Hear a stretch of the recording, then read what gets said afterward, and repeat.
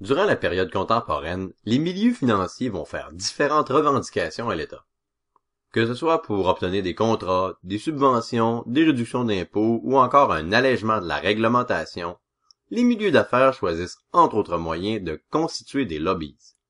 Un lobby, c'est en fait un groupe de pression organisé qui a pour objectif d'influencer les décisions de l'État dans son propre intérêt.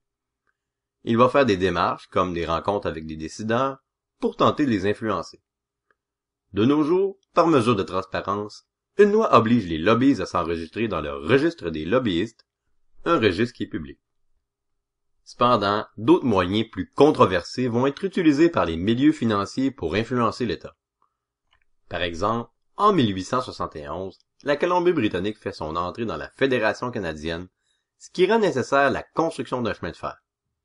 Pour en obtenir le contrat de construction, Hugh Garland, un promoteur, verse 350 000 $ pour la campagne électorale du parti au pouvoir, le Parti conservateur, que dirige John A. Macdonald.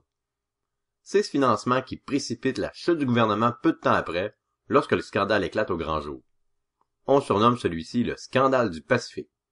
Plus tard, la Canadian Pacific Railway sera constituée pour terminer la construction du chemin de fer.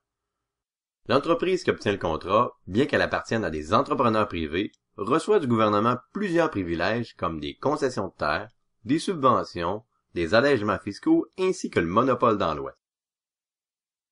Sous le gouvernement Duplessis, le financement des partis politiques est aussi un moyen qui est utilisé par les milieux financiers pour influencer l'État. À cette époque, pour obtenir des contrats du gouvernement, une entreprise doit contribuer à la caisse électorale de l'Union nationale.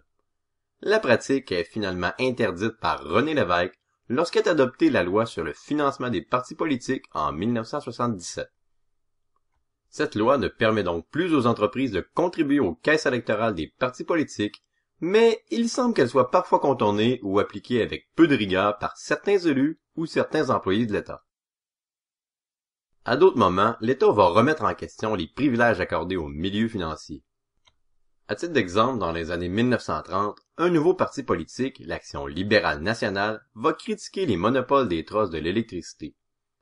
Les membres de ce parti constatent que les compagnies hydroélectriques du Québec abusent de leur position en imposant aux consommateurs des tarifs abusifs. Ces politiciens sont les précurseurs de la nationalisation de l'électricité qui se fera en deux étapes. D'abord, le gouvernement Godbout va créer Hydro-Québec en faisant l'acquisition d'une première compagnie hydroélectrique à Montréal. Plus tard dans les années 60, le gouvernement Lesage va achever la nationalisation de l'électricité en faisant l'acquisition de pratiquement l'ensemble des compagnies hydroélectriques du Québec, malgré la réticence de certains acteurs des milieux financiers. Cependant, avec la Révolution tranquille, l'État veut intervenir dans l'économie et il arrive qu'il devienne un partenaire des milieux financiers. Par exemple, pour soutenir des entreprises en difficulté et diversifier l'économie du Québec, la Société générale de financement est créée en 1962. Cette société d'État collabore avec les milieux financiers puisque les fonds qui sont investis proviennent à la fois du milieu financier ainsi que de l'État. Une autre société d'État, la Caisse de dépôt, est elle aussi créée à cette époque. Elle est d'abord mise sur pied pour gérer différents fonds du gouvernement comme celui de la Régie des rentes. Cependant, avec le temps, la croissance de la Caisse de dépôt donne rapidement à l'État une plus grande indépendance face aux milieux financiers. Cela évite, par exemple, que ceux-ci fassent pression sur l'État en refusant de financer ses projets, comme lorsque l'État a voulu nationaliser l'électricité.